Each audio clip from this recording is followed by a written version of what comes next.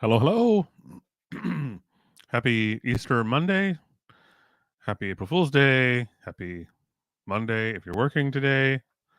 I know that that varies a lot depending on what country you're in and how your holidays are done.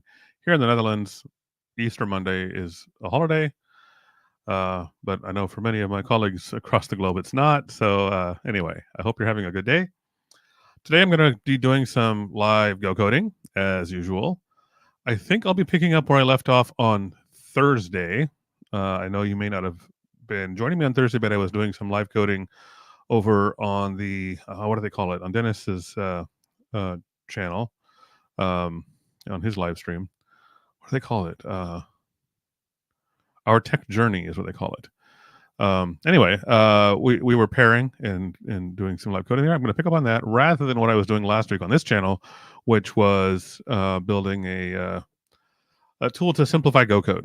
Um, I'm working on both projects simultaneously, but I'm more motivated today to work on Kivik, the open source driver for CouchDB. So that's what I'm working on today. Um, before I dive into that, I want to remind you, if you're new here, thanks for joining. I don't need to remind you of that. But if you are new here, I also do a daily email about Go, so you could learn a little bit about Go every day. Head over to boldlygo.tech/daily, and you can subscribe there. Um, what else can I share? Is there anything else? I don't think so. Um, one other thing I guess I could mention. I do have some availability. I just finished up one contract, so I have some free time. I'm looking for some mentors. If you would be interested in, or mentees, I should say, if you're interested in hiring me as your Go mentor or your development career mentor, boldlygo.tech/ is it mentorship? I forgot the URL. /mentoring. Let me just show that on the screen here. boldlygo.tech/mentoring. You can read up about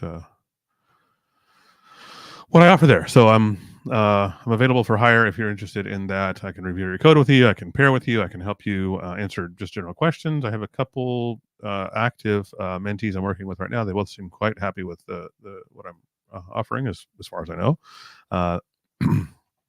Let's get started.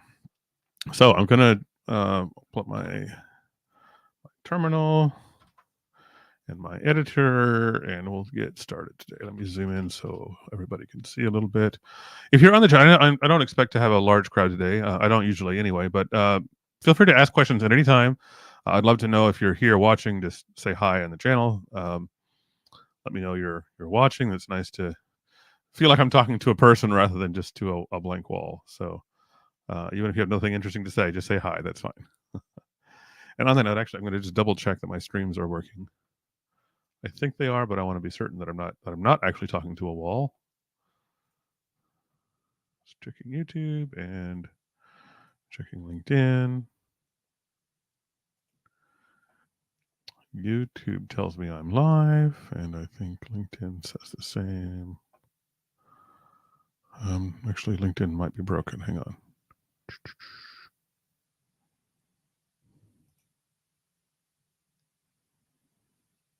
No, LinkedIn is working too. All right, we're great. We are golden. Let's go. So I don't actually know what I'm going to work on today precisely. I know which project. I don't know what feature I'm going to add because I don't know. I just so after the live stream on Thursday with Dennis, we had another long chat that wasn't recorded or shared, where we kind of went into some of the details of the project, and he gave me some good ideas. And as a result of that, I just recently merged, like an hour ago, less than an hour ago, I merged a refactor to some of the code I was doing. I don't know if that's really relevant to today. I mean, I don't think it's code that anybody would care about or would have seen or need explained. But if that happens, if we come across something where that seems relevant, I'll dive into details. The basic point is that I made part of this project simpler, which I think will make it easier to make progress going forward. So let me pull up one of the test files. I'm not sure which one. And I basically keep like sort of a to-do list in each one of these test files. So let's see if I have a to-do list in this one. This is not the test file. Here it is. This is for deleting attachment. I do have Looks like a great place to start. So this is to delete an attachment. So quick primer. This is a driver for CouchDB, which is a NoSQL database, an object store, JSON object store. And what I'm trying to do is write a SQLite backend for it so that you can use SQLite instead of a CouchDB server during tests or for even really small applications. So I have the API is clearly defined for me, and we may refer to the documentation for that if we need to. I just need to go through and fill in the behavior for each of the capabilities necessary. So this function in particular, this is the test for the delete attachment function. The delete attachment function deletes an attachment from a document. So I need to add these two capabilities. Basically, these are corner cases. So when I'm going to skip this one right now because it's a little bit complicated. But this one should be easy. When the file that I'm trying to delete does not exist, it should return a file not found error. So that should be pretty straightforward. I think the way to do that is to create. I'm going to copy this test, and then I'll walk through what it is and explain why it's there and update it. So when attempting to delete an attachment that does not exist, 404 is returned. So I need to create an attachment or create a document. It doesn't need an attachment, and it could have one that I don't delete, but it doesn't matter for this test. So I'm just going to create a document, and then I'm going to try to delete. Well, this want goes away. Then I call the delete method with these arguments. Document ID foo, try to delete an attachment called foo.txt. I need to pass in the revision, which is provided here, and it should get a failure. That looks like a reasonable test. The tests are not failing. No, the tests are failing. Okay. I'm not sure why, but let's see. I'm in the wrong directory. Tests are failing. Is it the right test? Yes, it is. Okay.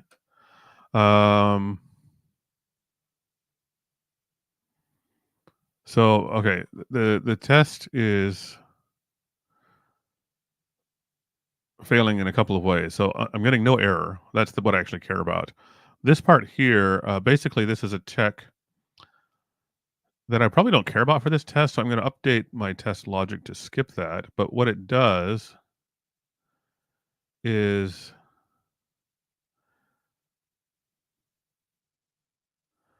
I don't know. Maybe I do want to check that. But there's no leaves to check.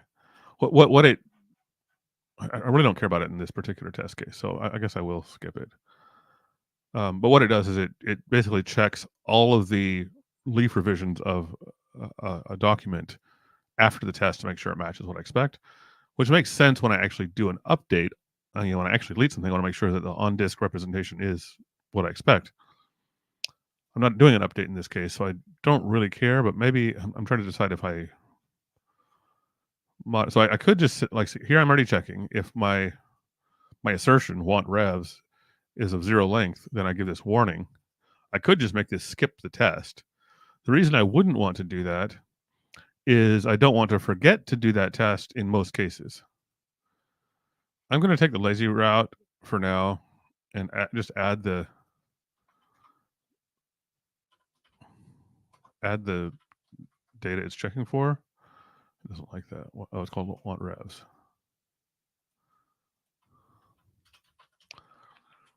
Even though it kind of makes for a brittle test, it seems like the quick way through right now. So that's what I'm going to do.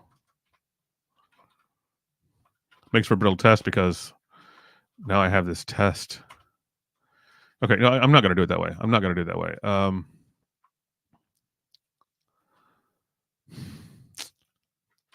I'm torn. I'm so torn here.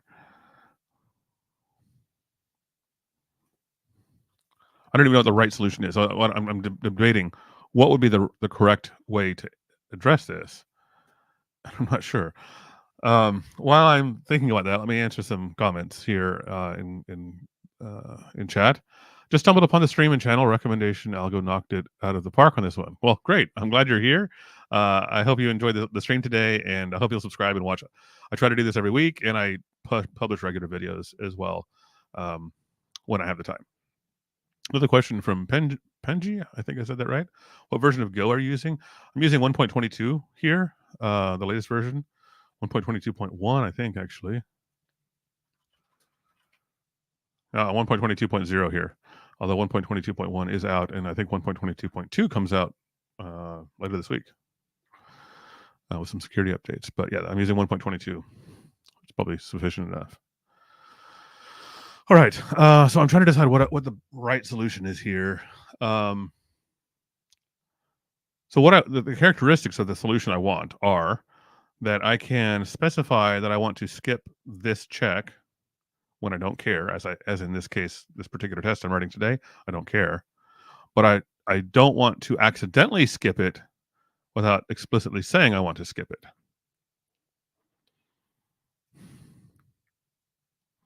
I think the way I'll do that is I'll change this check to if want revs. I'm going to make a switch statement here. Switch want case. Whoops, case doesn't belong there. Silly me. You don't want revs. If it equals nil, then I'm going to consider that a mistake, right? And leave this warning or this output error. If it's 0, that means I've said that it's there. I've explicitly specified it in the test, but I want to skip it. So then in that case, I'll just do nothing. And the default case will be to do the check. Now, it should still fail because I haven't set it to an empty slice yet. No leaves to check. So that's failing, but it's not giving me this bogus output. So now I can go back up to my test case and say want revs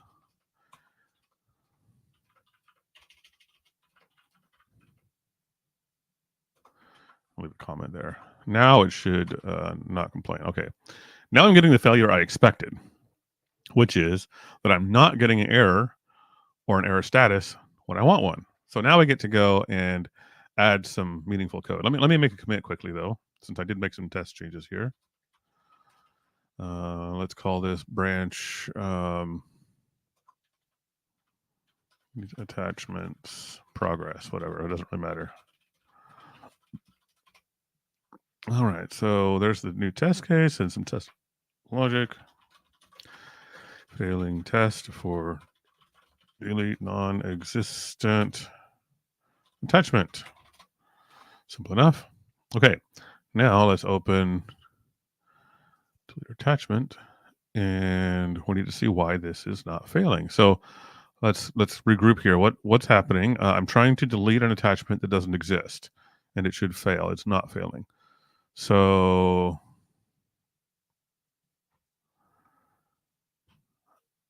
okay, removed attachments. That am I actually using that? Let me see. I'm not. So why is that even? I mentioned a refactor I just recently did.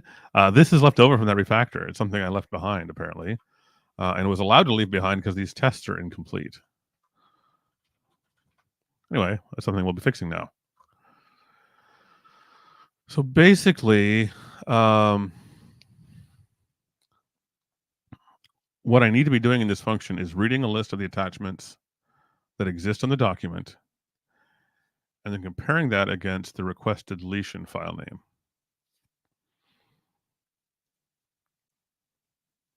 I don't think I have any logic to do that yet. So I will, I guess I'll write that. So we have a joiner from Australia where it's very late. I don't know what time it is there, but I know it's late. Let's sit back and watch in bed. Well, thanks for watching me mumble through some code instead of watching, I don't know, whatever people watch on TV these days. I don't know what that would be. All right. So the truth is, I'm actually a little bit surprised that some of these other tests are not failing. And okay, actually, I think I see a a likely bug here. I'm going to add it to my to-do list to add this later. I suspect that what's happening is this delete attachment is just deleting all attachments after my rewrite. And I've only tested with a single one, so I don't know that it's accidentally deleting others. So I'm going to add my to-do here, right? Only delete requested attachment, leaving others intact. Is intact one word? It is. All right. Or at least Copilot thinks it is, and I think I trust it on that. All right, so I need to add some logic here. So I've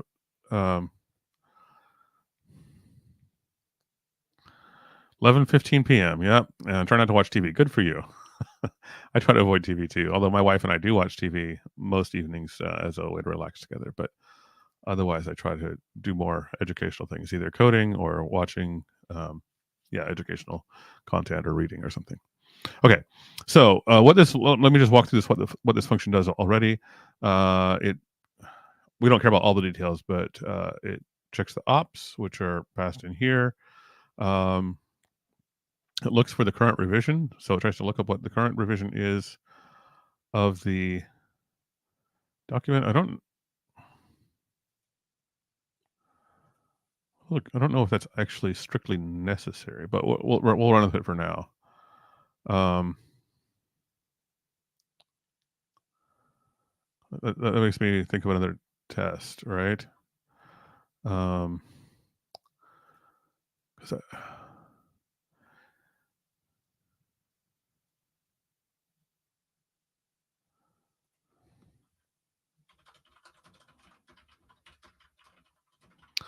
not going to worry about what that means right now. Trust me that it makes sense to me. If we get that far today, then I'll explain it. But I don't want to sidetrack too far about what we're doing. But it's a corner case that needs to be considered. All right. So I'm going to assume that this rev is correct. So basically, what this does is it looks up what the current revision of the document is. Just like in Git, you can have multiple revisions of a file or whatever. This kind of is the same concept. So this looks at the most current revision, and then if it can't find that document at all, it returns an error, a not found error. If there's some other error, like I don't know, database corruption or whatever, then it will return that. And then here, we verify that the revision that was specified in the options matches that current revision. That's a safeguard against accidentally making a deletion or an update to a document that's out of date. That's what that's for. But now, and then I have create rev, which makes the update. So what I need to do here is I need to read list of current attachments, then remove the requested one. All right, so I don't have any logic to do that attachment lookup for me, so I'm just going to write that, right? So and all I care about here is the attachment file name. So that could just be a simple slice, var attachments string, and then I'm going to write a little SQL query. It should be very simple. Query row context. I'm not copying Copilot because it doesn't actually understand my schema correctly. It's giving you the wrong query. So I'm going to do that myself. Actually, this won't work. I need to do rows. I need to iterate over rows. Some of you watching for the first time may think, why don't I use like ORM or SQLX or something to do this for me? The reason is because I want to have my very few dependencies. I want to only depend on the center library for this. I don't want to pull in a bunch of bulky dependencies. So I'm going to, even though that means my code is longer and more verbose, it means the dependency tree is shorter and smaller. So that's why I'm doing that. So I'm doing this kind of the old way. So I haven't written my query yet. Let's go ahead and do that. So I want to select file name.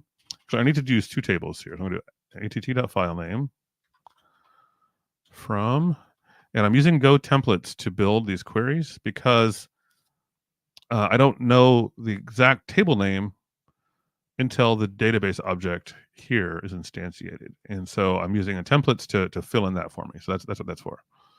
From attachments, SATT join attachments bridge as bridge on att.pk equals bridge.pk. So I use pk, standing for primary key, as the foreign key between these two tables rather than ID, because ID already had a different meaning. PK isn't the best name, but that's what I thought of, so that's what I'm using right now.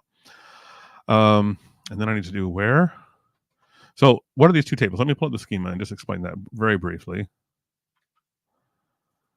So we're looking at these two tables here. So attachments there's the PK, that's the primary key.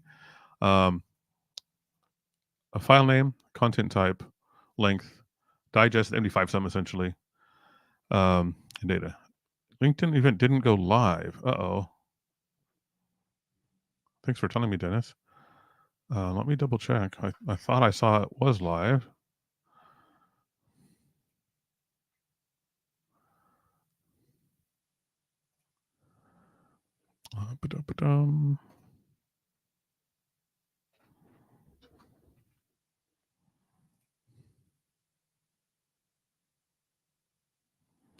I see that it is ongoing. So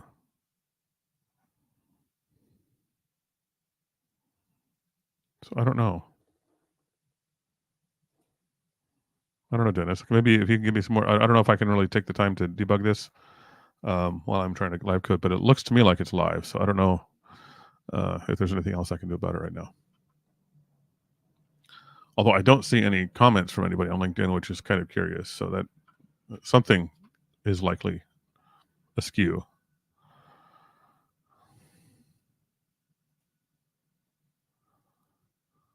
Oh, you see it now too. Okay. Well, okay. I hope that's a good sign. Anyway, so I have these two tables. This one has all the metadata about the attachment, and then this one is just a reference to it for each document revision. So that's what this bridge table does. It bridges a document revision to an attachment revision, essentially. Okay. Don't need to go into too many details there, I hope. If you have questions or if it's confusing because I haven't explained it well, let me know in chat and I'll go into more detail. But I just want to really high level talk about that. Okay, so now I want to check that ID equals, I think $1 makes sense. And yeah, so we're going to look up which attachments exist on this revision of the document. So that looks right. Then I need to pass in those arguments. The first one is, that looks right. Let me double check. What is doc ID? Okay, okay, that's right. And then current rev, yes, that looks right. So the revision is made up of two components: an integer part that's rev, and then an ID, which is an opaque string. All right, so here we've done our query. Now we need to iterate over the results. First, we need to do that. Okay, our file name string. I don't know why it's indenting this way. This is kind of weird. Let's try to fix that here. What is, okay, I'm missing, all right.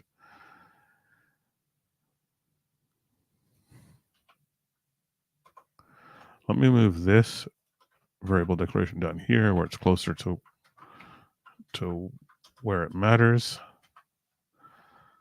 And then we do the append, very good. And then if the rows iterator failed for some reason, we want to abort and return that. Okay, now we have our list of attachments. Now we want to see. So actually, you know what? I could do this.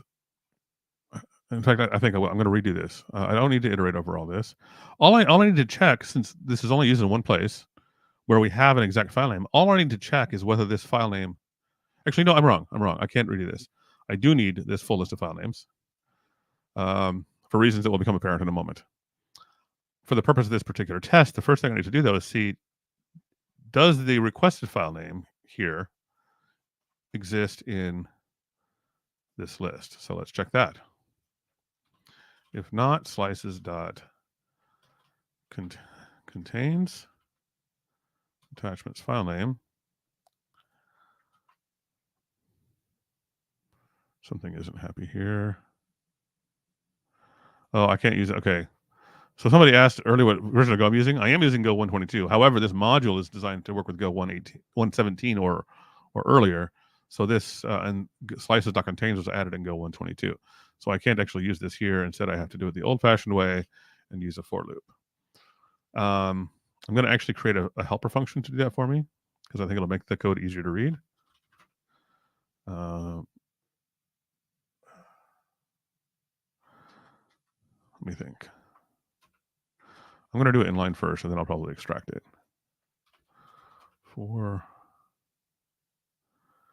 Actually, you know, so I actually already have this happening here.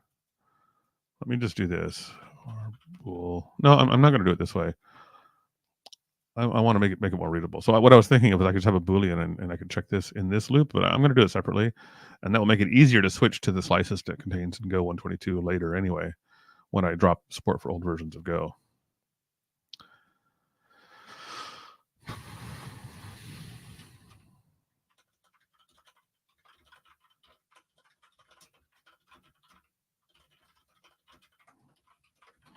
I'm going to use this because it's going to make it so much easier to read this. I can just do this if not attachments contains, and then I can return the error I want, right? So now I can put all the logic in here for if add equals 1, return true. Yeah. Okay. Simple enough. Now, I think the test I was working on should pass now. Oh, I have a SQL logic error somewhere, probably. Oh, yep, I forgot to call d.query, which does that template handling for me that I mentioned. Let's see if that solves it. It does. All right. So let me remove that item from the to-do list. That one's fixed. That test passes.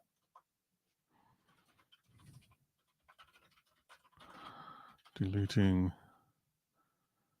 a non-existent attachment returns proper error. All right, now I'm going to solve this case. No, I'm not. I'm going to solve this case. I'm going to create a document with 2 attachments. I'm going to delete one, and I expect it's going to delete both of them unintentionally. That's what I expect is going to happen. So I'm going to copy this test case. And when attempting to delete an attachment, only the requested attachment. I'm trying to think how to write this. Unspecified attachments are unaltered. Okay, so let's create 2 attachments here. By the way, Dennis, another thing I did since we talked is I got rid of the boilerplate where it does all the error checking. So you can see now that this is a new method on D. So D returns a new type that handles the error checking for me. So all our overly verbose tests are still somewhat verbose, but less so than they were last time you saw this code. All right, create foo.text. Why not? I don't know what that content is. I don't really care either, but and let's create bar.text. As long as it's not obscene or something, I don't care. I think it says this is base64 encoded or something like that, because that's what I've gotten a few times before. Let's see. Echo. Yeah, this is a base64 encoding. Yeah, fine, whatever. All right, so I've created a document with 2 attachments, foo and bar, and then I want to delete foo. And so this is a case where I do care about the leaf revisions. So I want to put something here. I don't know what it's going to be yet, but I expect to have 2 leaf revisions. Revisions is a better term here. It doesn't really matter, but I expect 2, the one created here and the one created by this. And then I also want an attachment, and it should have 1 attachment in it. And it should be bar, should be the only one remaining. Yeah, blah, blah, blah. I don't know what that rev is for. I think that's obsolete, but I'm going to run with it for the moment. All right, so let's see how this test goes. So I predict that it will fail because bar will be gone. And then, of course, this metadata is going to be empty or not be empty. All right, unexpected attachments. I am surprised. Both attachments are still there. So it's a bug, but not the one I was expecting to see. Let's update this. So ID foo, rev1. Is that all I need there? I'm not sure. And then ID foo rev2. And the parent rev, right.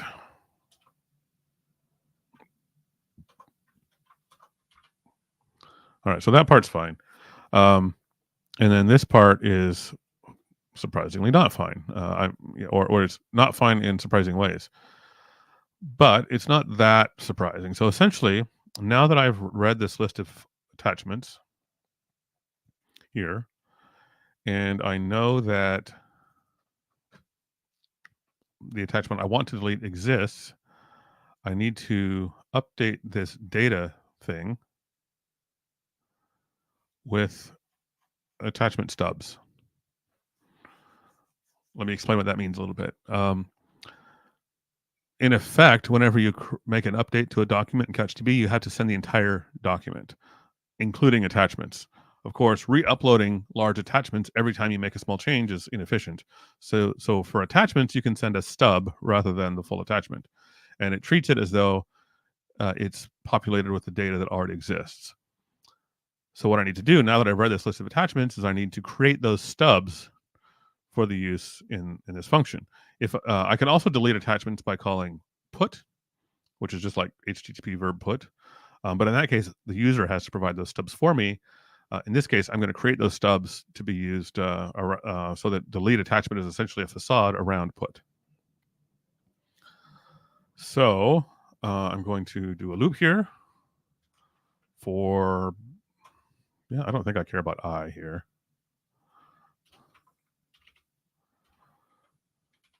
And Copilot's already ahead of me here. If attached equals file name, then no, I don't need to do it. I can just continue. So if I'm deleting, if it's the one I want to delete, then I don't continue, right? Otherwise, I don't need a query here. Copilot doesn't know what it's talking about. Instead, I need to do, you can't append to a map, silly nonsense thing.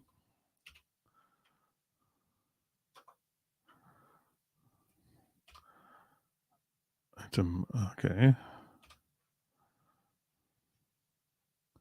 Yeah, I just need to do, I'm getting ahead of myself.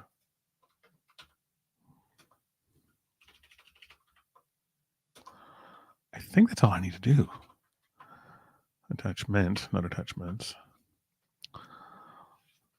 So for every attachment that I found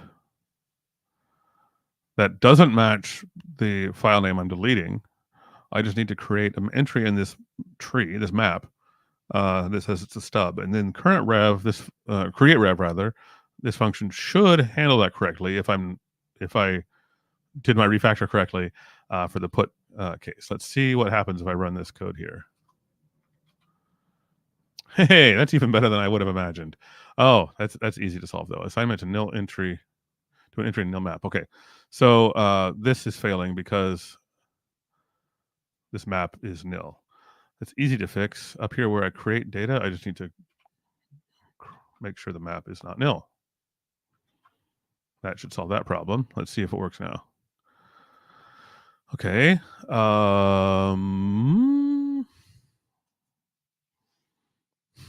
Okay. It's working. My test is confusing. And I have to decide if that's if the current behavior is correct or not. But let me explain what's happening. So you can see now we have 3 attachment entries. Before we had 2, and I was expecting 1. It's actually working though. So what this is this is 1 file entry per document revision.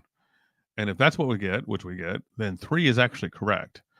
I expect 1 for each of the 2 attachments for the first revision, document revision 1, and then for the second revision that's created by my delete call, I expect a second one that only contains bar.txt. So you notice that there's no, foo.txt is not repeated. Bar.txt exists and foo.txt exists for revision 1. And for revision 2, only bar.txt exists. So it's actually working. I guess I had forgotten what this test was for. I'm going to fill this metadata in, as I'm sure Dennis feels. This is overly verbose. And it makes for some brittle tests. So this needs to be refactored, but one thing at a time, right?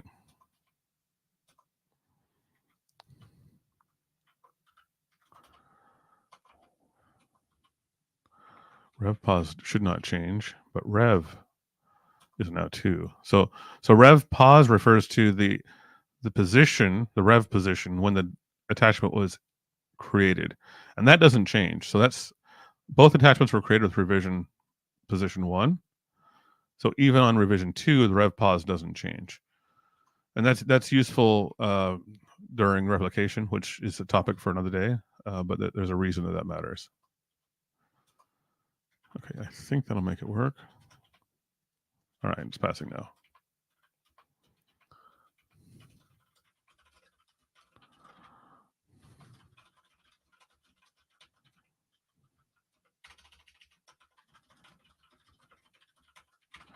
All right, so actually the behavior I was expecting was being exhibited, I think. I just didn't know, I just wasn't expecting that particular output format. All right, let's see if I can simplify this. No, I don't, some of these fields I probably never care about in these tests. Let me think about that.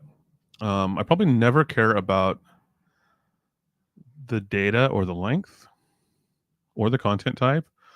All I, for the purpose of these tests, all I care about is, was the right attachment in the right place? And a lot of this is redundant for that purpose. Like I can easily just rely on the digest and the file name, probably, and then rev pos and rev are kind of useful independently. So as a first blush of improving this, I'm going to delete data, length, and content type.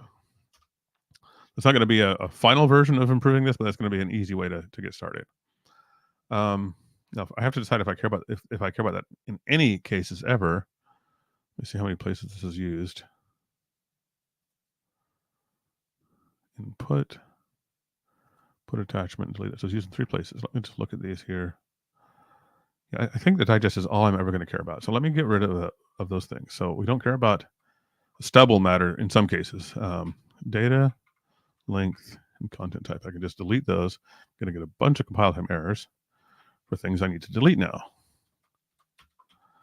But that's easy. I can delete things. I like deleting code. So this would be, I suppose, a part of the refactor phase of red-green refactor. I found a smell. And notice that this smell is only part of my tests. This doesn't affect my production code at all. So you are allowed and encouraged to refactor your tests as well, not just the code you're testing.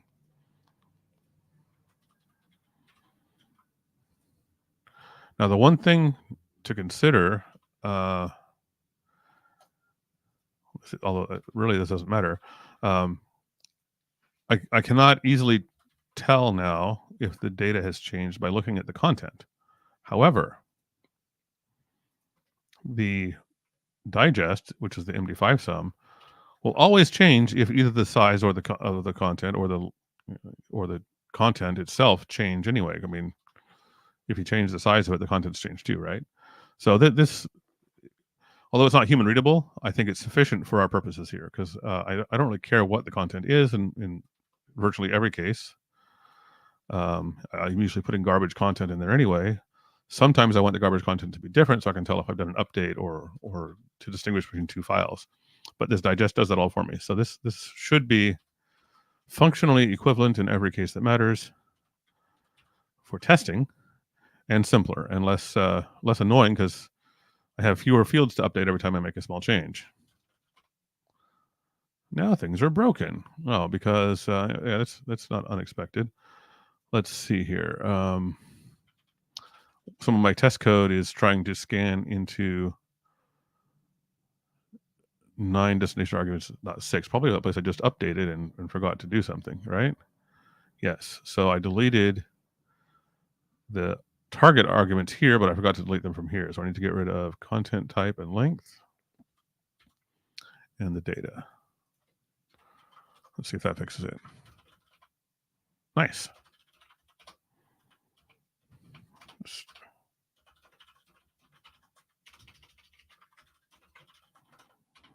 Oh, I just deleted 96 insertions, 150 deletions. So we deleted 54 lines of code without making any functional changes. That's nice.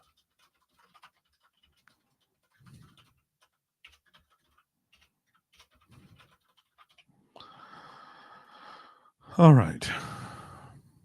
What's next on my to-do list? Oh, I need to delete that one. That's what I just did.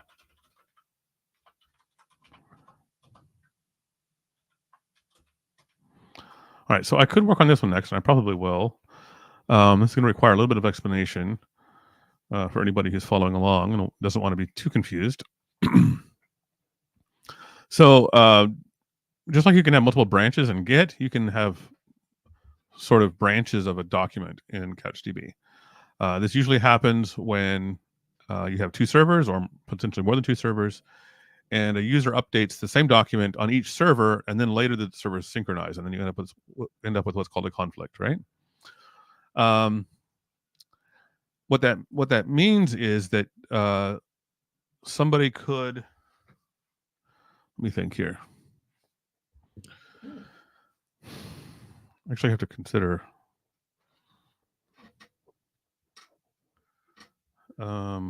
Is this even possible for a delete attachment? Let me look at the documentation. I may be confusing myself here a little bit.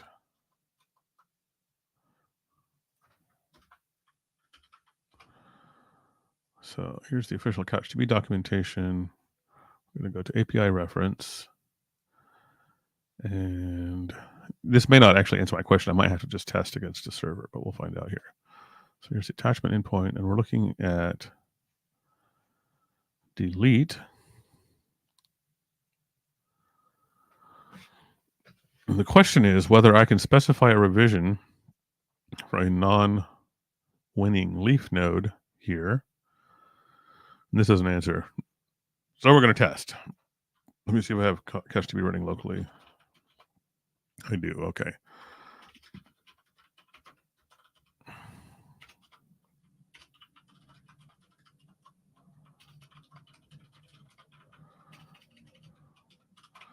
So you can see I'm talking to CouchDB version 3.3.3.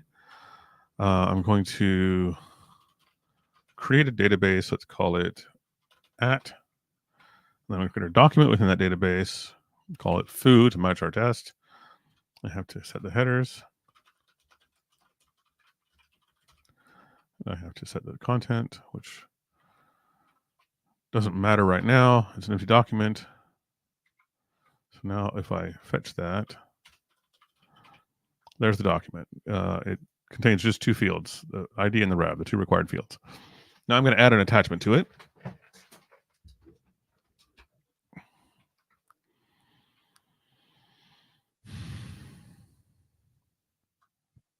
foo.txt. Content type of that attachment is going to be text plain. And the content will be hello world. Now I need to specify the revision, otherwise it won't work. That's this here. All right, now if I fetch the document, let's pipe it through JQ to be prettier. So now if I fetch the document, you'll see that we have this new attachments field that contains all this metadata. And it's a stub, so it didn't include the attachment content. That doesn't really matter right now, but that's what that's for.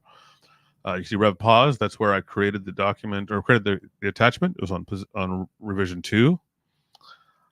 Now I need to create a conflict, which is a little bit trickier. I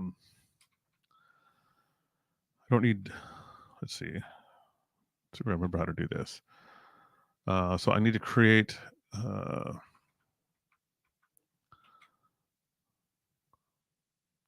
I don't need an attachment on this one. I just need to create a conflict. So I need to do new edits equals false. I'm not going to explain all the details of this right now. Those are kind of tangential to the goal.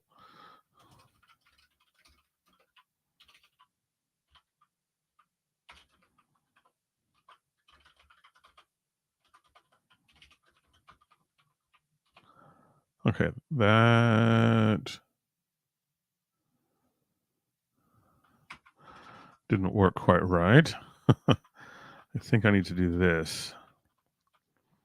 Oh, essentially what I'm doing is I'm trying to emulate the replication protocol because that's the only way to generate a conflict.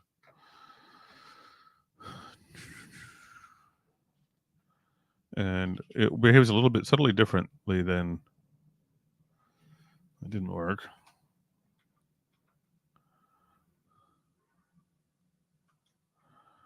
It behaves subtly differently than the standard insert standard update calls. Let me look at my test because I've done this in my tests many times. Let me see what I've done there. In fact, let me consider whether I should just replicate that in my test rather than doing it on the command. Well, I need to know the correct behavior, right? Which is the whole goal here. I don't know what the correct behavior is before I write my test.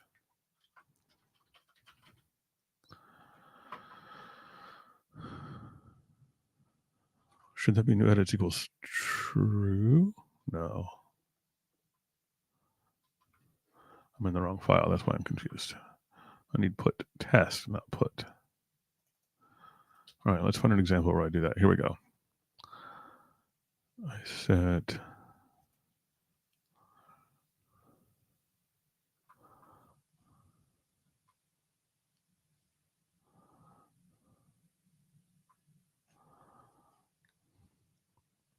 need to find a test example where it succeeds so I can mimic that.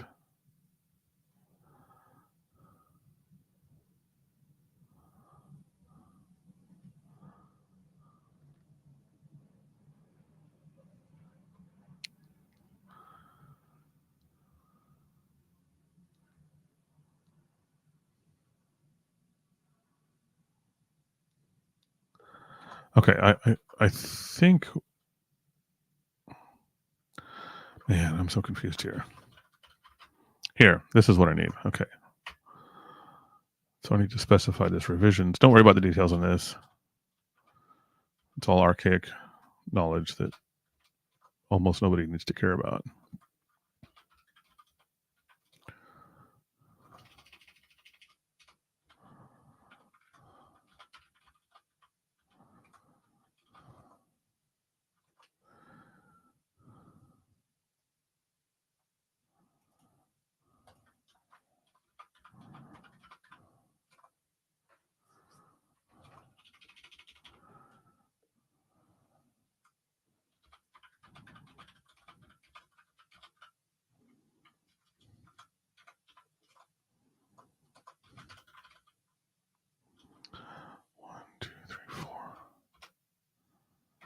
Okay, I did something wrong here. Oh, I know what I did.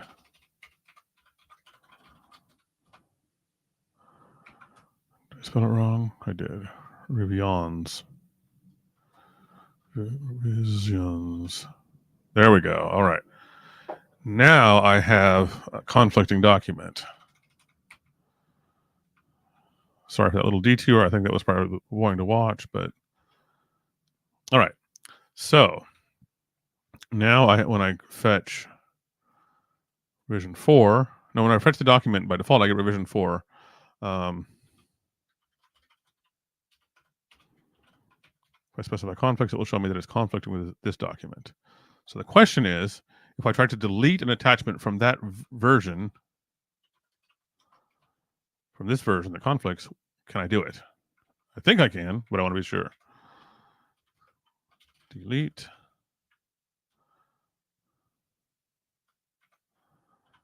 Foo.txt. And it does work indeed. Okay. So now if I fetch revision 3 of that, there's no, okay. That answers my question. So yes, I can indeed delete an attachment from a non-winning leaf revision of a document. So we need to make sure that works.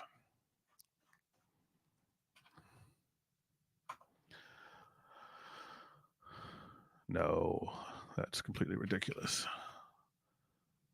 When deleting an attachment from a non-winning leaf revision, you might have to help me with this one, Dennis. I might just want to say, I'm tempted to say deleting an attachment from a non-winning leaf revision works. Well, that goes back to the conversation we had on our live stream last Wednesday about what does works mean, right? So I certainly understand the reluctance to use that terminology. Deleting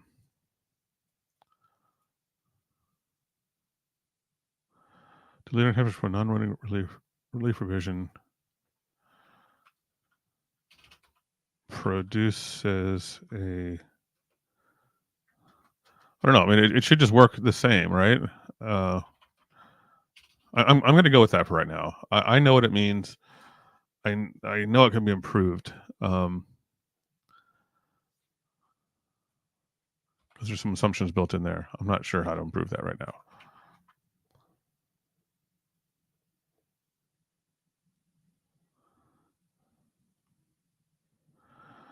Dennis says, I'd be specific on this. A, this has to do with replication conflicts. And B, separate delete from finding the candidate to delete.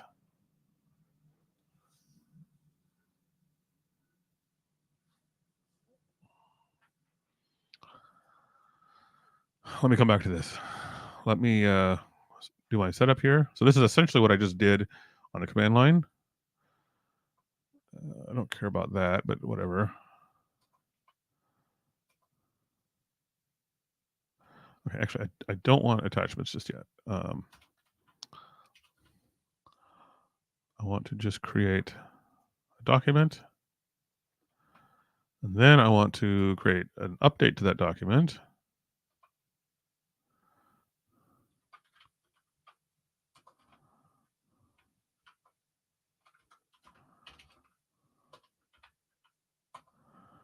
Okay, so now I should have revision 1 and revision 2. Now I want to create a conflict. And I don't actually care about that.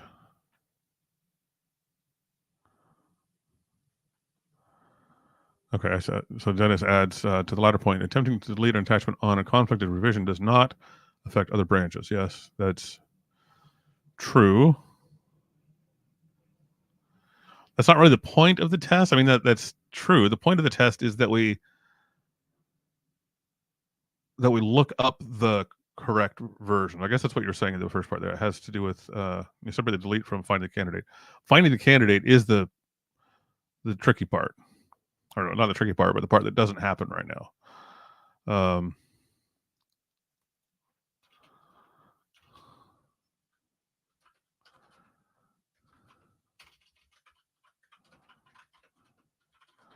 Maybe that conveys what I want. Deleting an attachment from a non-winning leaf revision.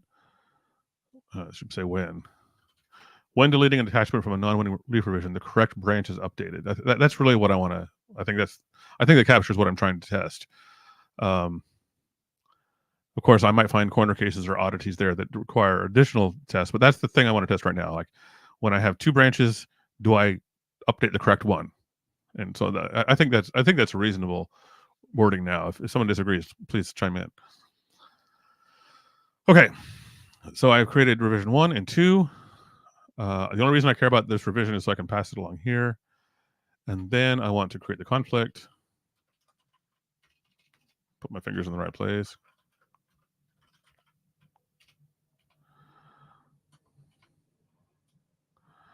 Let's call this pig oink. Why not? Link? No, oink. And then I need to put revisions.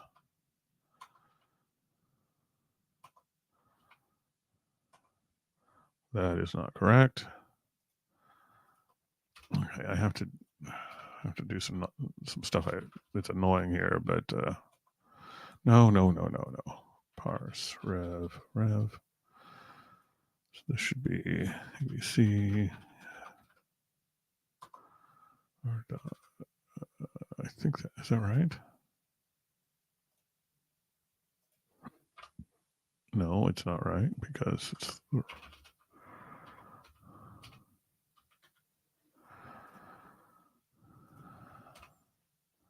Yeah, that's right. Okay. This is some archaic stuff that you shouldn't have to care about.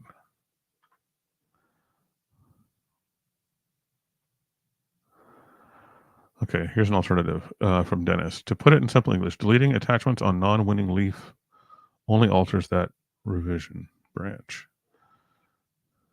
Deleting attachments on non-winning leaf only alters that revision branch. Sure. It's a little bit shorter. It's nice.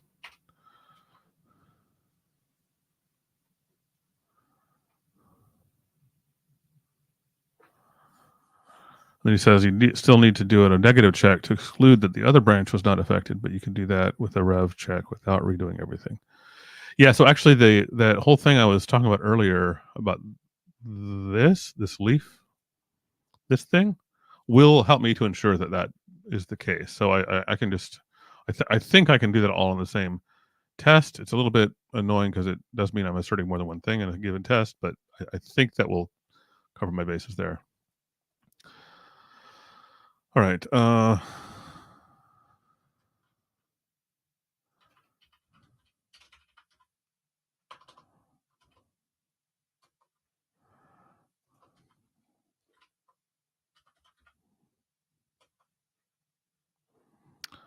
So new edits equals false. I think that's all I need there. And then I can ignore that revision.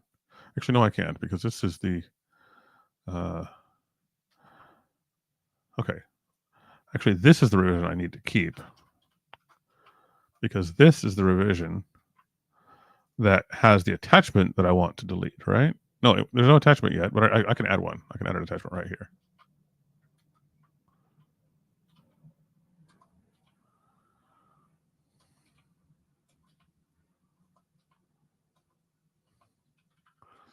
All right.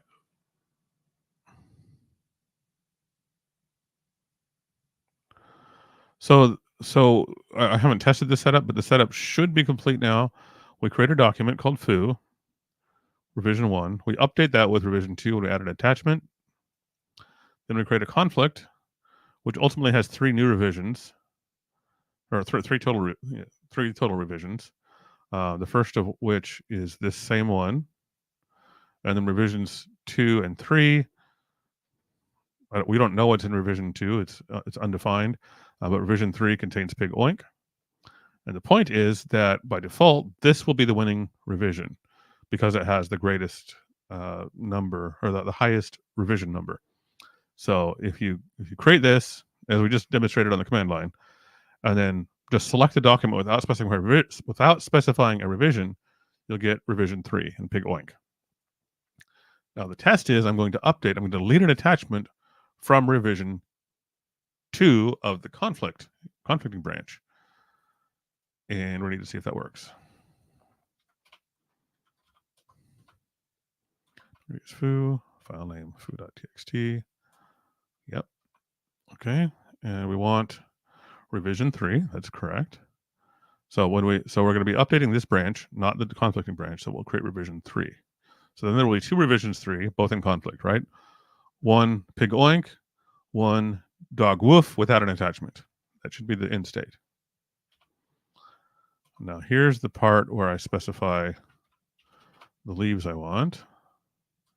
Rev 1, good. Then I should have rev 2 with a parent of 1, good. Then I should have, let's see how smart this is, rev 3, okay. Good enough. No, it's not smart. It completely ignored the conflict. But let's add that ourselves. So we have rev 2. Okay, well, so to disambiguate these, we actually need to put these IDs in place, which means we have to do some additional parsing. So I have R here. I'm going to call this rev1 to be more explicit. Rev2, and then let's call, well, I don't need this. Yeah, these I can be certain of. So I need to, I'm going to call this R1. And I'm going to do R2 also. So these are a parsed version of the revision, which splits the two parts of the revision out. I don't have a good demonstration of that. Where do I see that?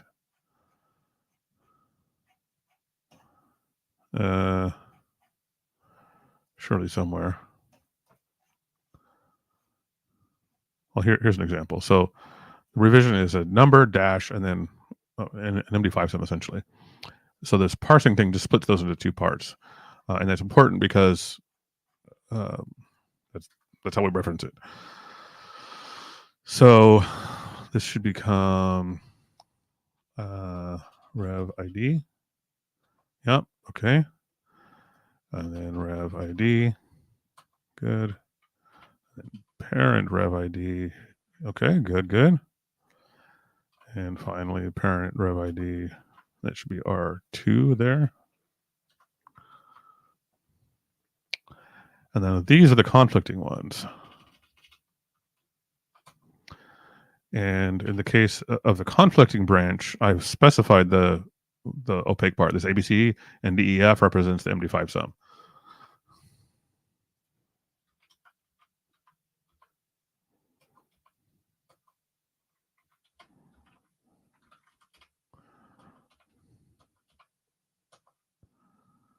Yeah, that's right. Nope, that's not right. That should be one of my complaints about Go is that you can't just take an address of a literal, as I want to do right here. I want to do this, but that's illegal. So what's the worker? So I want because parent rev ID is a pointer to a string. I want to just say, give me the address of this string, but you can't do that because it's not addressable because it's a literal, not a variable. So to get around that, I create a slice of string with one element. I take the 0th element and put that in the address of that. It's really ugly, long, and verbose, but it gets the job done. All right. And then want attachments. Now here I expect to have one attachment only for one revision only, I do believe. Doc ID foo, rev position 2, rev 2, file name foo.txt, digest, blah. I think that's my setup, and I think those are all my assertions. So that although we have 5 revisions in place, one is shared by both branches, and then two branches, each with 2 unique revisions. So a total of 5 revisions. The attachment should only exist on revision 2 of the conflicting branch, because by revision 3 we delete it. So that's why there's only one instance of this here. And then I think I made sense. I hope it made sense. The relationships I was defining here. Let's run the test and watch it fail. All right. I should have predicted how it would fail. I didn't think to do that. I know why it's doing a conflict, but let's look at the code again and I'll explain it. So you may recall that a while ago I was talking about we check the current revision. So we look at the current revision, which will, at the time that we run this test, is going to be 3-ABC. That will be the winning revision, right? So we look up 3-ABC, And we compare that to the revision we're trying to delete, which is rev2, whatever that happens to be, 2 dash something, whatever is returned from here.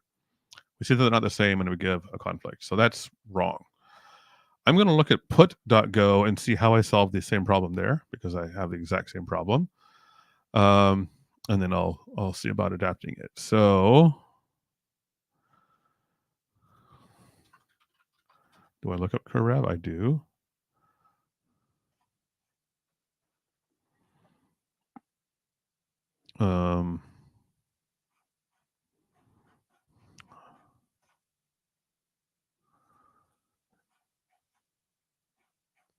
Okay, I'm a little confused here. I actually wonder if I have the same bug in put. I don't see it doing anything special there.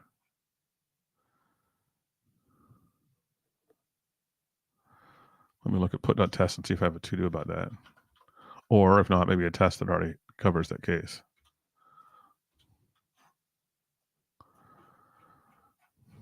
No to-dos.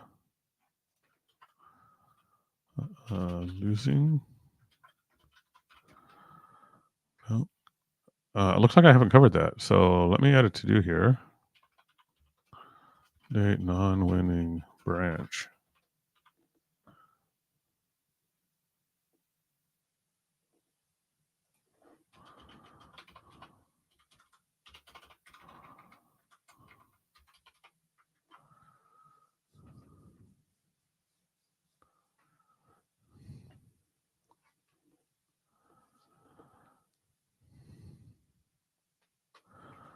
We have some more comments here from Dennis. It would be helpful to decompose the behavior of how the revisions are connected to each other. Yeah, I think you're talking about this here. Nothing functional, just testing help.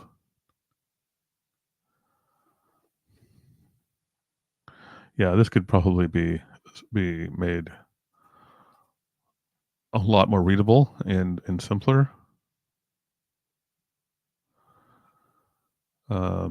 Yeah, something to think about. I'm not sure the best solution right off the top of my head, but I do think it could be made better. If nothing else, maybe just some constructors could make this easier to deal with. But let's look at the logic here and see what we're doing. So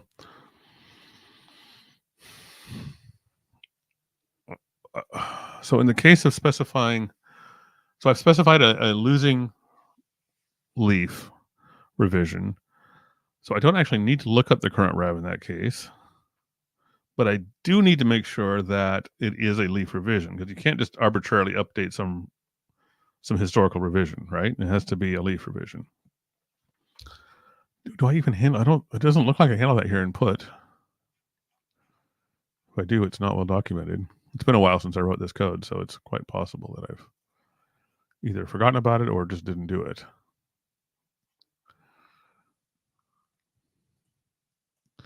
This case doesn't apply to the logic I'm dealing with right now. Here we go.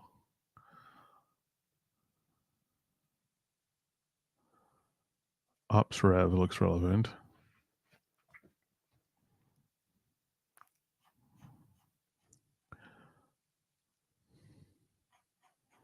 Where does this doc rev get used?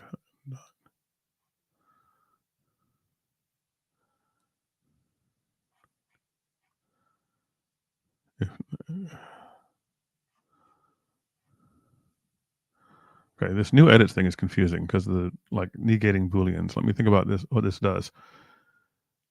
By default, new edits equals true.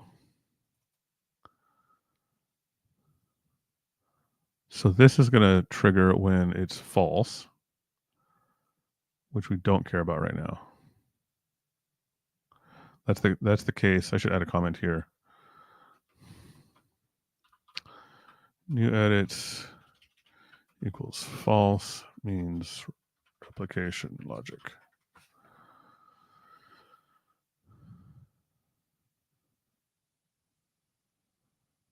Okay, so I don't care about this case right now.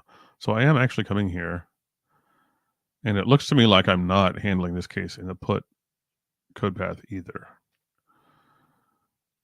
All right, so I'll fix it here, and then maybe if we have time, I'll go add that same logic to the put code path. So delete attachment needs to look up if this is a winning revision. Maybe let me see what this logic does. So that's just a very simple query. Okay.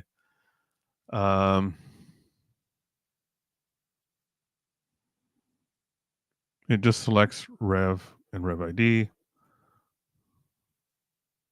It gets the most recent one. That's all it does. Okay, that's simple. I'm going to rename this to winning rev.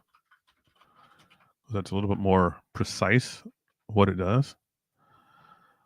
And then I need to figure out how I want to do the same thing when I specify a rev and whether it should be in this function or a different one.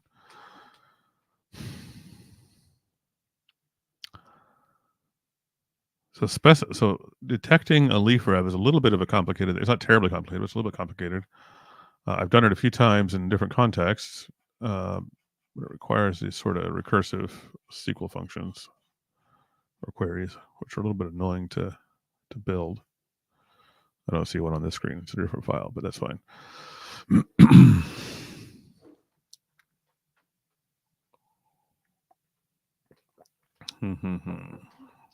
Pondering.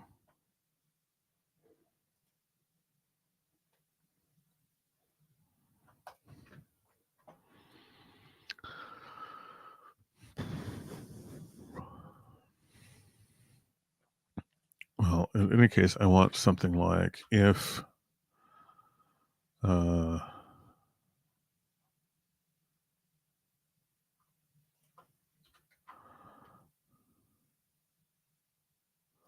here I check for this rev if it equals an empty string. I have a conflict. That's not, but this is the right, I guess, the right place to do that check. Well,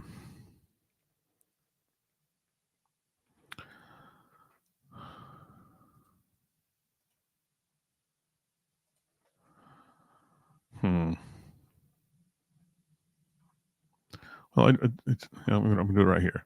So if rev colon equals ops dot rev does not equal. Well, okay, so I know it doesn't equal that, right? So actually, the truth is, I don't need this winning rev at all here. All I need is to look up. I need to find out.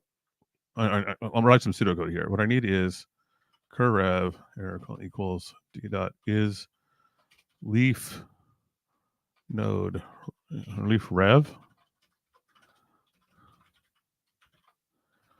and then pass in the revision. That's all I need to do, and then make that function do something. And here's my thinking: if I don't care whether it's a winning rev or not, at least not in this function. The only I only need this winning rev thing when I don't know the rev.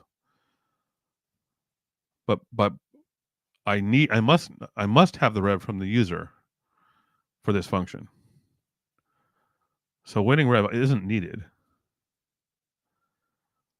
Yeah, so I just need to look up, is this a leaf rev? That's all I need to do. And then I could either have not found because the document doesn't exist at all, in which case I need to return this, or some other error, database error, or whatever, or success.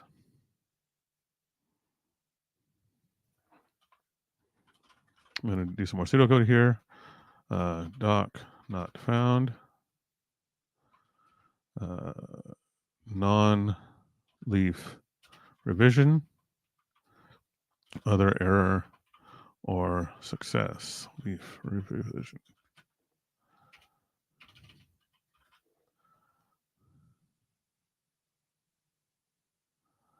That branch may be test covered. You may want to look at what it is enforcing. Do you mean the winning rev branch?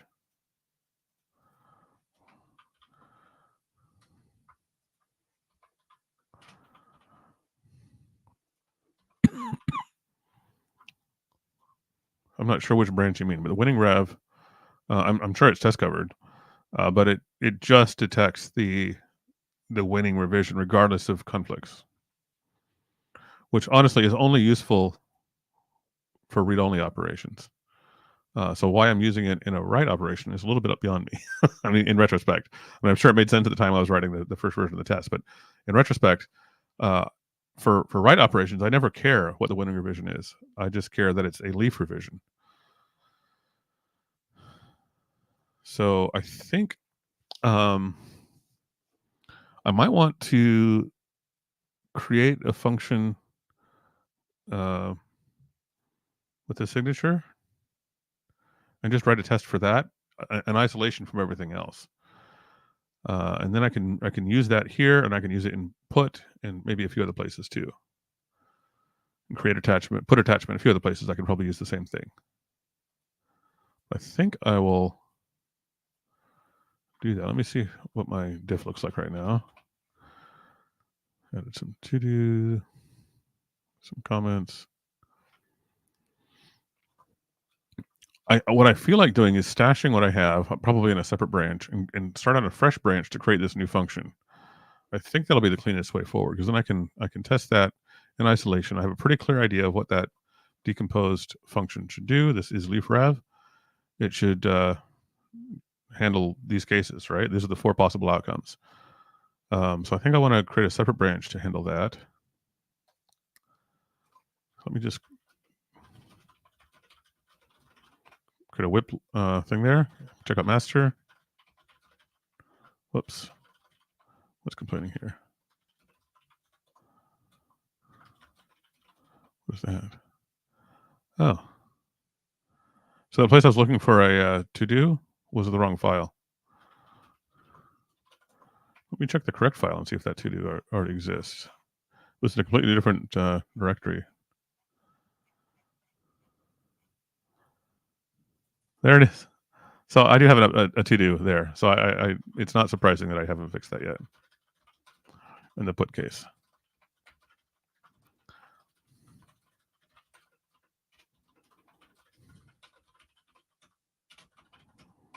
All right.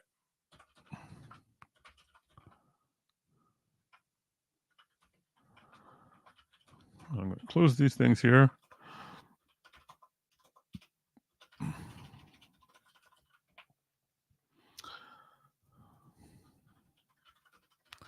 By the way, this is an example. What I'm about to do is an example of what some people don't like. I'm curious what Dennis thinks about this one, or anyone else who's a TDD, or even not TDD, but just a testing, somebody who considers himself a testing expert or whatever. You hear a lot, you should never test your private methods. I'm about to test a private method. So I have this, where was it? Current rev. So I'm gonna rename this here again to winning rev, like I did in the branch. Make that a separate commit. Let me add some GoDoc too to just make it a little bit more explicit.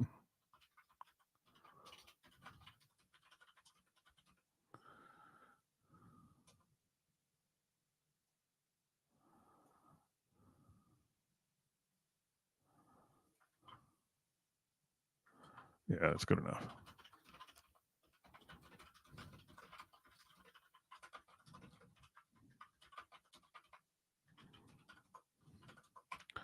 So as I was saying, I'm about to test a private method. And a lot of people get their panties in a knot about this. I don't think it's a problem, but in all cases, it can be a problem.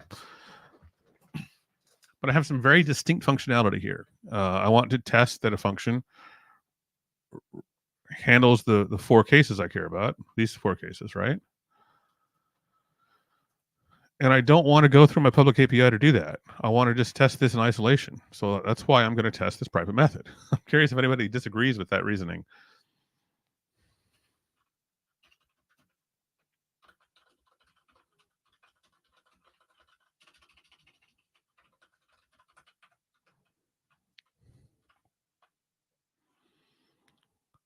So I'm gonna make this a little more explicit what I want it to do.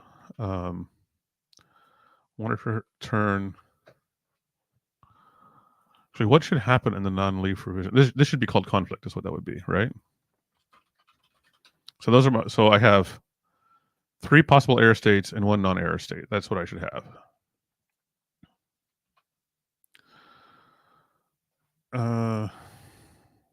Yeah, let's start with doc not found. That's easy. Oh, thank you, Copilot, for telling me that I should test for when document is not found. It's really useful. Now, I might do a table-driven test here. I might not. I'm not sure. These 4 cases, I don't know if I'll need more than 4 tests. I might for the non-leaf revision case. I'm not sure. I'm going to start simple and I'll turn it to table-driven if I need to.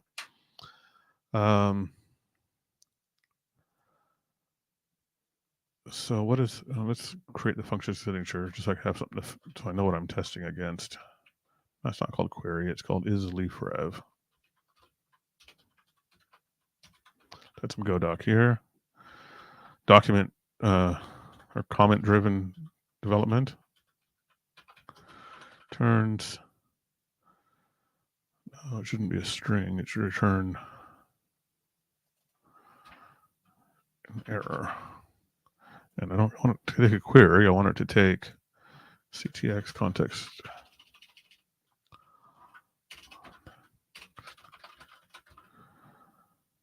Sometimes I wonder if the efficiency improvements I get from Copilot are made up for by the times it does stupid crap like this and I have to start over again.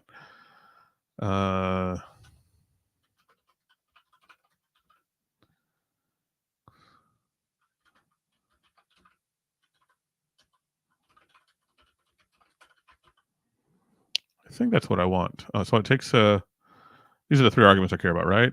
Document ID, the revision integer, and the revision string.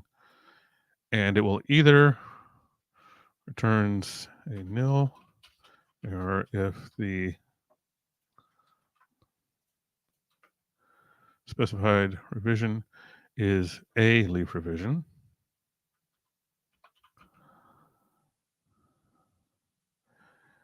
If the revision is not a leaf revision, it returns a conflict error. If the document's not found, it returns a not found error. I think that's good enough.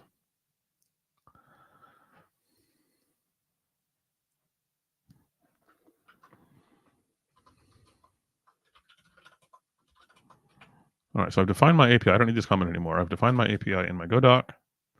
Now I just need to implement it and write the tests for it. So we're starting with doc not found. No, I need a transaction to start with. I'm gonna redo this, but I'm gonna start quickly.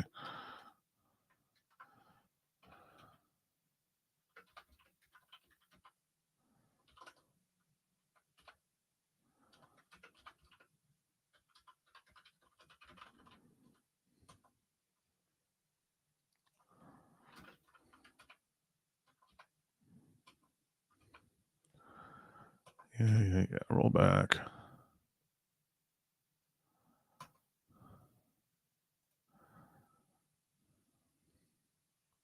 It's not quite what I want.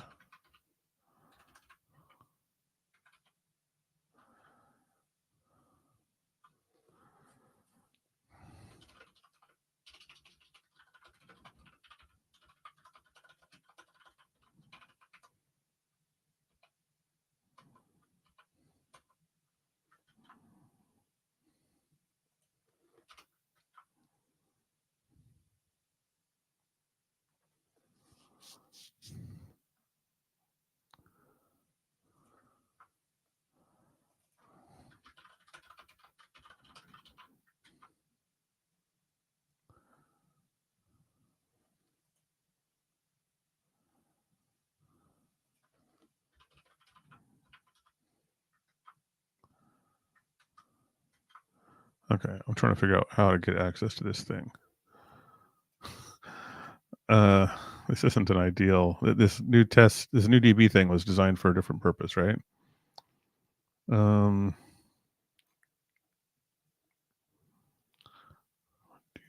DB?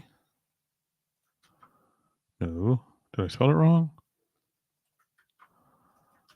No, it's just the wrong thing. What is this? Driver.db. Oh, I see. There, that's kind of ugly, but I think it gets the job done.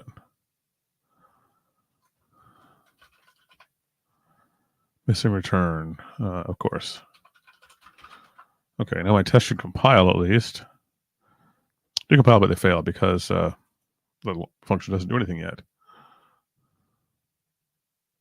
On the topic of private methods, this is from Dennis, by the way. I often encourage it because it leads to further behavior decompositions. You are decomposing the context of finding the right candidate versus permissions. Need to have a stream on this. That's a good idea. Yeah. All right. Now we get the icky part, whatever. The interesting part of writing the query.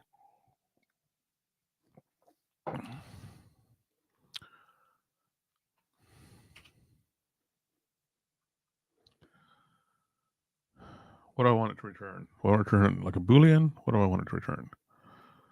I need to return something because I need to know if it doesn't exist. So it can't just be like select exists. So let's do select. We'll do select true for now. Maybe I'll change it from revs as rev. Okay.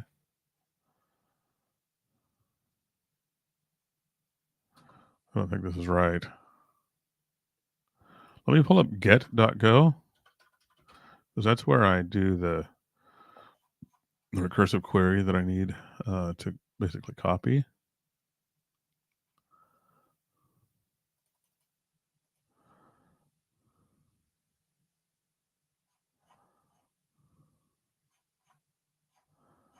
I think it's more complicated than it needs to be. Here, we're getting maybe closer. Yeah. What am I selecting here?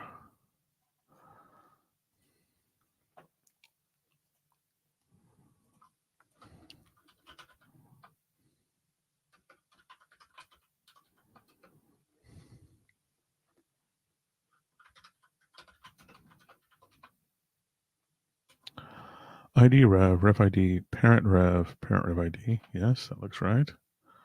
From revs.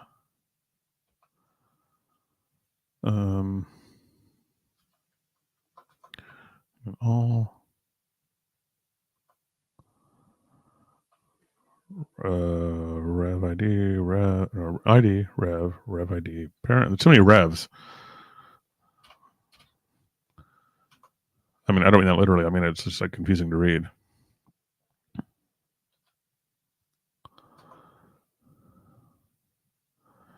Now, this is the confusing part for me.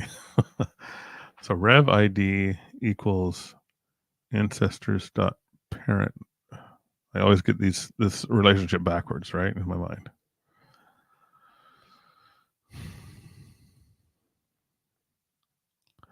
And the bad part is, it doesn't matter what I do here. This test, once I have a query, this test is going to pass because the query is going to return nothing, unless I just get it randomly wrong to return something when it shouldn't. That's possible, but that's not likely. Anyway, so let's assume that this is right. Select true from ancestors. ID equals 1, rev equals 2. What does it think should not exist? I don't know. I'm not going to do that right now. I just want a query that passes to start with, and then I'll improve. So we're going to do our exists bool. Here equals tx dot query row context ctx. We pass in our arguments doc ID switch. All right, well, error no rows. That's the one we should get in this case. And we want to return not found. Great. Let's just stop there for now and return nil otherwise. See if our test passes. It does. Okay.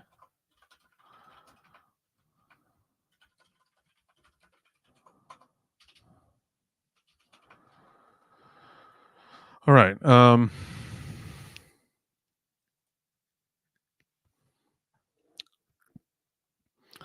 my next test case is going to be, what's it going to be?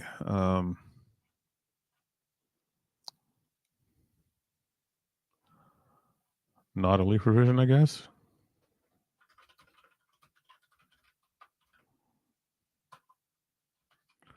So now I need to actually do some setup there. I didn't have to do any setup on the not found case because it's not found. It just, return nothing, right? I don't need to insert anything to not find it. But now I need to insert something. So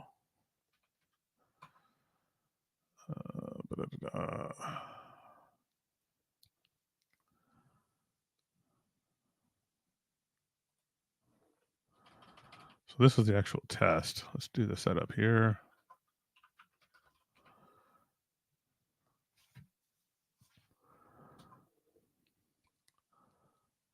Why is this complaining? Let's do it like this.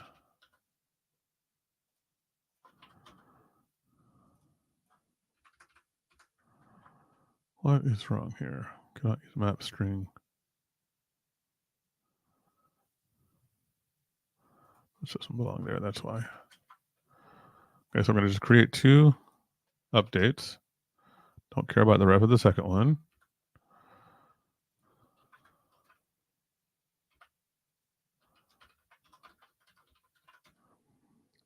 All right, and then I'm going to try to look up that one.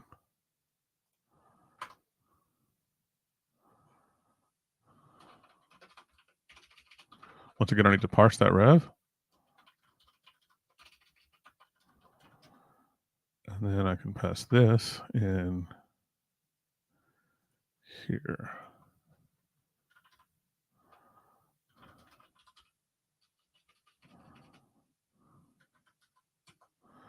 And that reminds me, this is actually the wrong signature. This rev should be an int, not a string.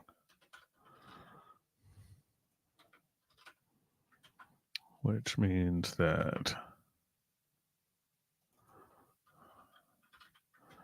up here, I have to change that to an int. All right. So now I should get an error, a conflict error. Oh, and it already, Copilot did do that for me. This is going to fail. I'm certain of it. Failed to put doc. Why does it say failed to put doc?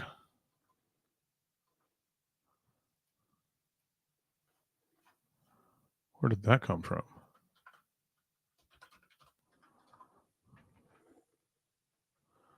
Like 28. Oh, because it's in the setup that it's failing. Interesting.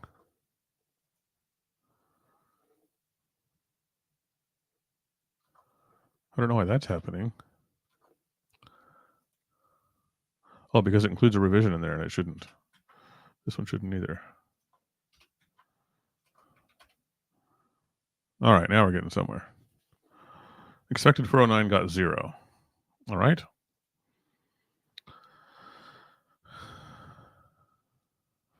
So how am I going to detect that case? That would be if it's false, right? No.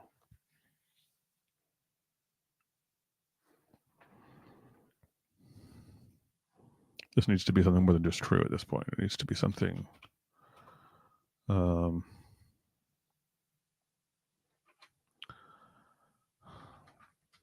I added a little helper thing here. I can do keep test db equals 1, and it stores the database in a file.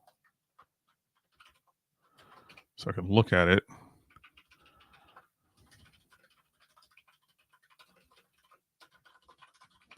See what's in there. This is what we have. So then I can copy this query.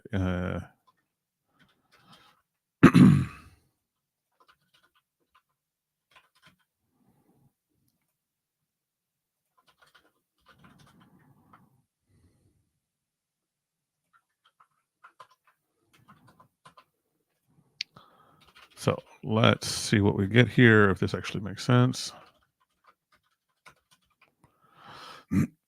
It doesn't make sense. It's actually returning just the same as the table. Does that make any sense? I don't think so. So I think I did some of this logic wrong here. Rev ID. I think this should be. I have to think about what I actually want this to return.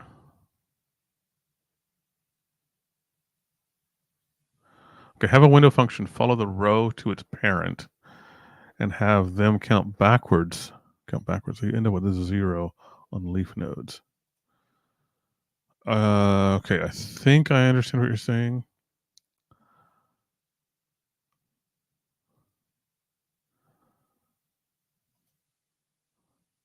So I think this is the wrong part here. If ID equals, that's just completely bogus right there. Rev ID equals ancestors.parent rev. No, let's be ancestors.id. And rev.rev equals ancestors.parent rev. Let's see if that's right.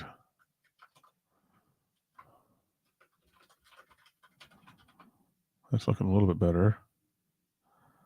But you said then count backwards, so you end up with a 0 on leaf nodes.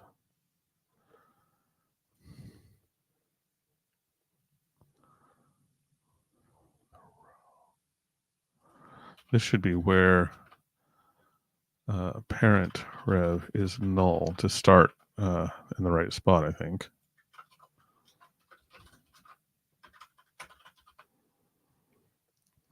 Well, that didn't quite work out right, but I think the rest of this is wrong. So this is the, by doing parent rev is null, we're starting at the root of the tree. Okay, that should be fine. And then for each one of those, when we select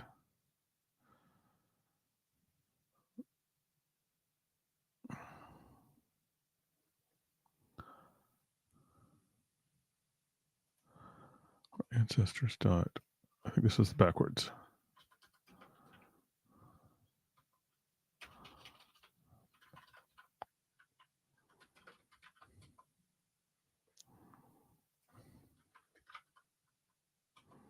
I think that's right.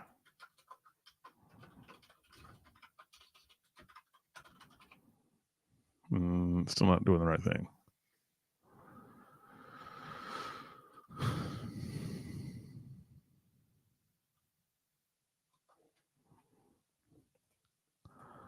I'm sure I'm overlooking something really obvious because I do every time on this. These always throw me off.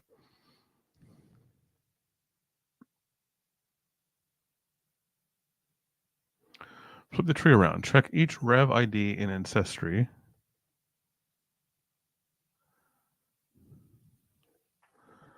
Select each rev ID in Ancestry.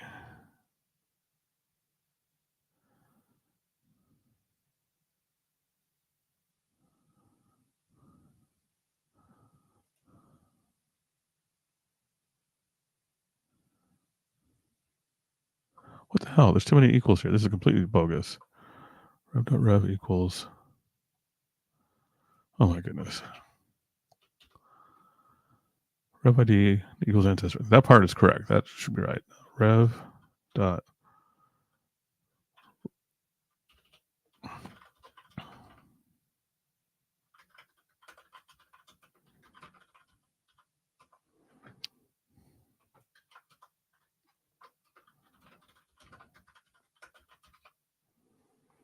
Yeah, that's looking better now.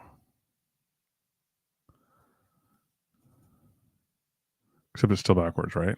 Okay, let me try to understand this again. Flip the tree around, checking each rev ID in Ancestry.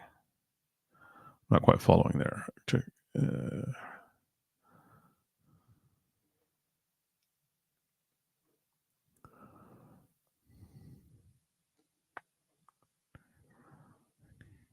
Ancestry.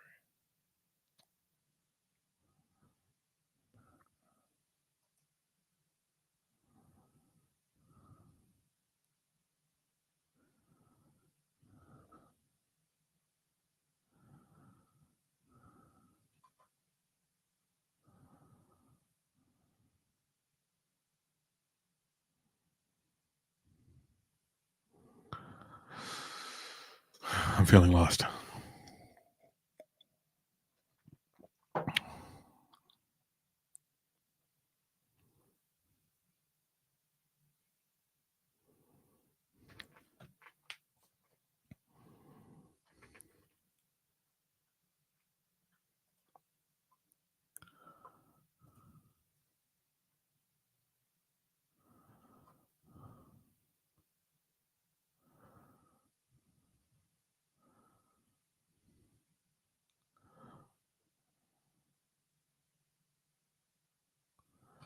Yeah, I need to flip this around somehow. I'm not it's not clicking in my head here what I need to be doing though. I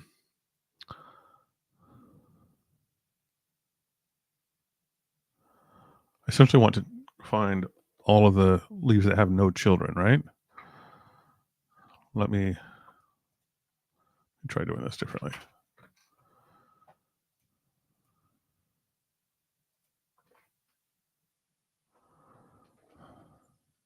Get rid of that for the moment.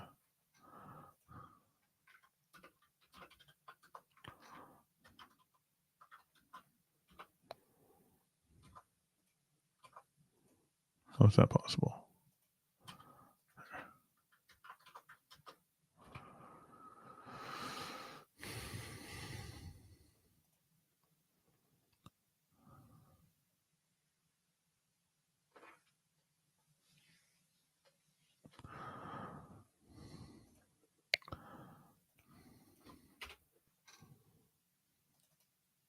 I'm going to rename this to children and try to reverse the sense of it. I don't know if I'm going to succeed in that, but that's what I'm going to try to do here.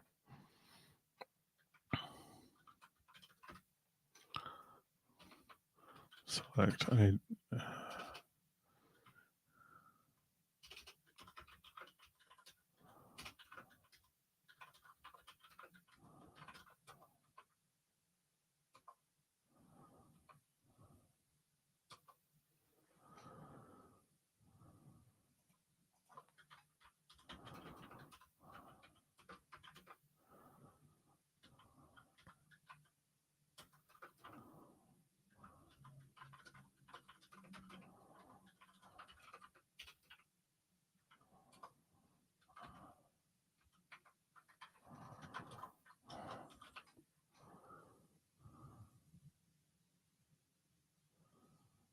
That's not right.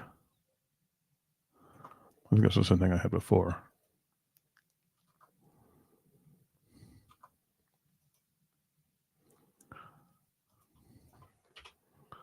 So the child.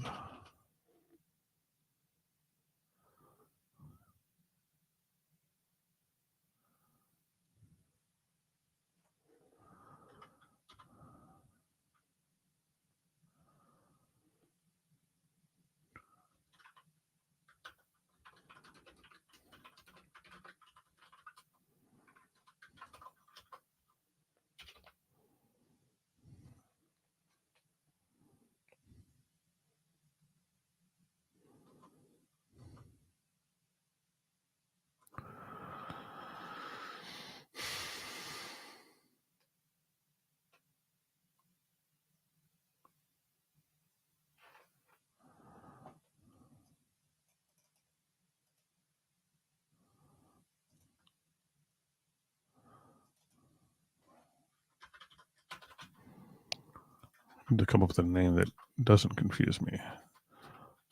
R.id equals a dot. So let's do it this way.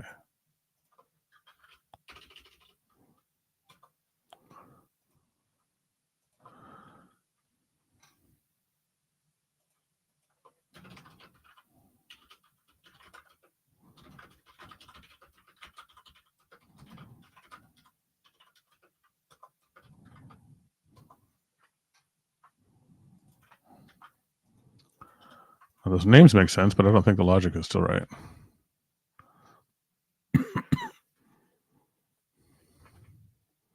Yeah, it's not right yet.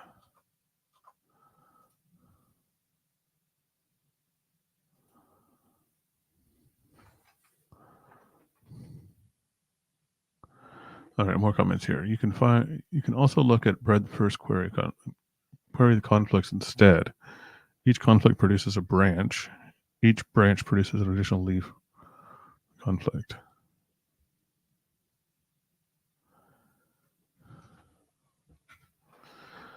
Well, I think what I need is pretty clear. I just need to find all of the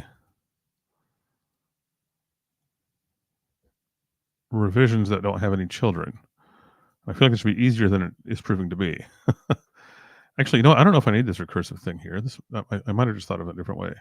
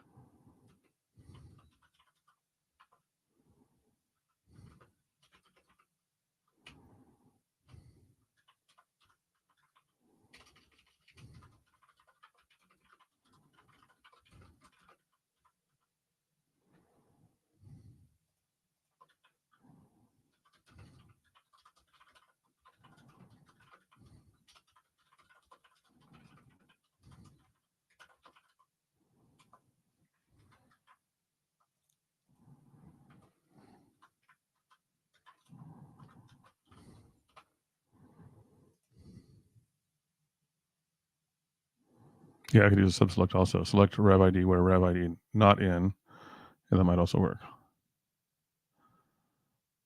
Here, I think this one works though.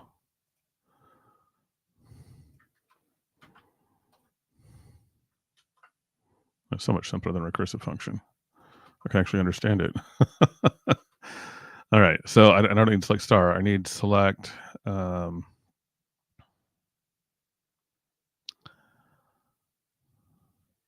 I want to do, this is what I want. Select 2.parent rev is not null. And then I want to do revs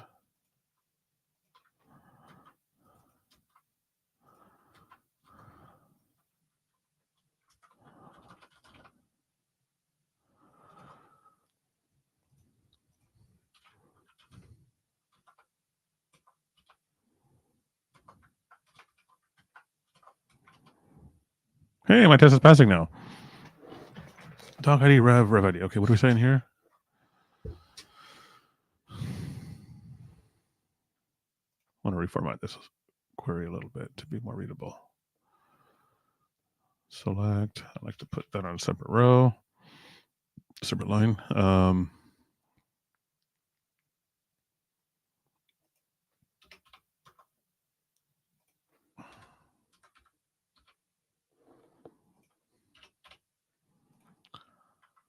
should rename R2 to something like parent. It's a little more readable, I think.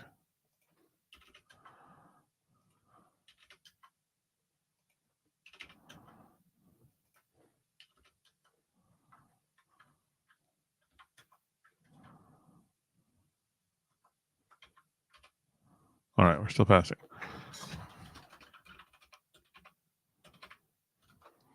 All right, what test cases are left? I need to test that it is a leaf revision.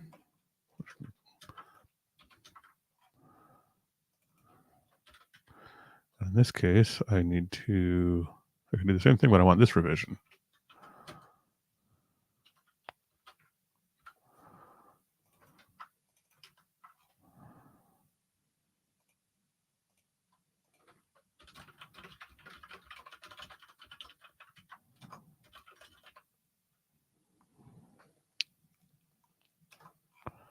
Current update conflict on line 59, which is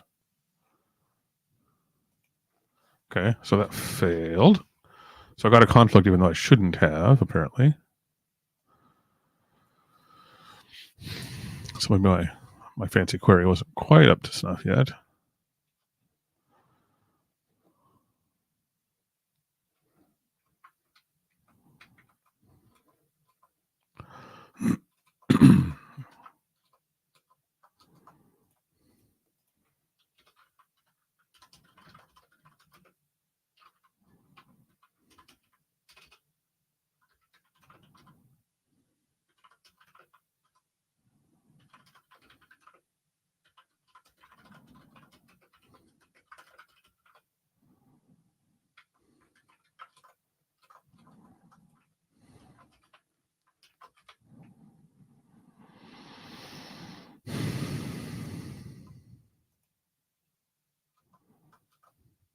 You know what?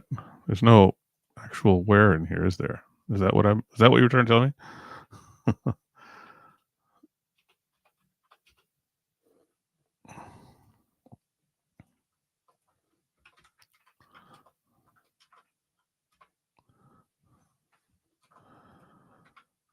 Where ID equals foo. I need to specify which, right? Oops, typed that wrong. And r dot rev equals 1 equals this thing.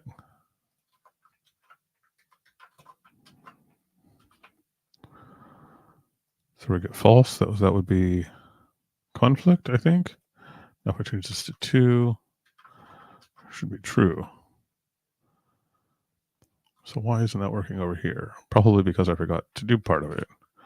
Where blah, blah, blah, blah, blah, blah.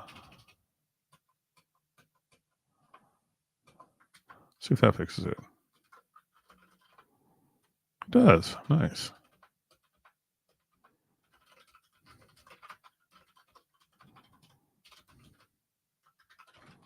All right, so that function is there, and it should work now, and it's actually not terribly complicated. I can fix this to be a little bit less nonsensical. Oh, the one thing I failed to do was handle any other error case, which isn't easy to test for, so I'm probably not going to bother. That would be a test like disk full or something, or syntax error, but I can't really produce a syntax error here. So yeah, this is a test case that's difficult to test for. If it was a real database, MySQL or something, I could just maybe disconnect the database and have a network error. But for SQLite, since it's in process, it's all in memory, it's kind of difficult to test for this case. That doesn't mean it wouldn't ever happen. Like I said, it could happen for disk full or permission denied. I guess I could probably trigger a permission denied if I really wanted to, but I'm not going to bother with that. It seems like a lot of effort to get one extra line of test coverage, so I'm not going to do that. I trust that it works okay now. Let me add that little addition.